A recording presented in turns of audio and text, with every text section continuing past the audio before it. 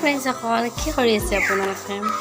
আৰু মই এনেই বহি আছোঁ আৰু আজি আমাৰ ফালে দিছে বৰষুণ। চাওকচোন, আপোনালোকৰ ফালে বৰষুণ দি আছেনে? আপোনালোকৰ ফালে বৰষুণ দিছে তেতিয়াহ'লে কমেণ্ট কৰি জনাব।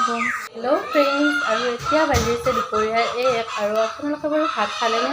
আৰু মই এতিয়া বনাম দুপৰীয়াৰ কাৰণে এটা মাছৰ পিটিকা ৰেচিপি। আৰু যদি আপোনালোকে এই মাছৰ এনেকুৱা চাটনি বনাই খুৱাই পোৱা নাই তেতিয়াহ'লে এই ভিডিঅ'টো চাওক আৰু বনাই খাব আৰু কমেণ্টত ক'ব কেনেকুৱা লাগিল। তেতিয়াহ'লে ব'লক আমি বনাম এতিয়া মাছৰ চাটনি। ব'লক এই ৰেচিপিটোৰ কাৰণে কেইটামান সৰু মাছ, এটুকুৰা পিঁয়াজ, এফুটমান আদা, 3 ফুটমান নহৰু আৰু 2টা জলকীয়া, পুদিনা, মান ধনিয়া আৰু নৰসিংহ।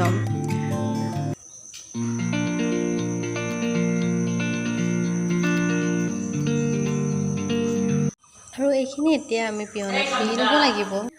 ব'লক তেতিয়াহ'লে আমি এইখিনি বস্তু পিহি লওঁ পিহনাত আৰু আপোনালোকক দেখুৱাইছোঁ তাৰপিছত কেনেকুৱা লাগে। কিন্তু এইটো চাটনি এনেকৈ বনাই খালে খাবলৈ বহুতেই সোৱাদ হয়। আপোনালোকে বনাই চাব পাৰে এবাৰ।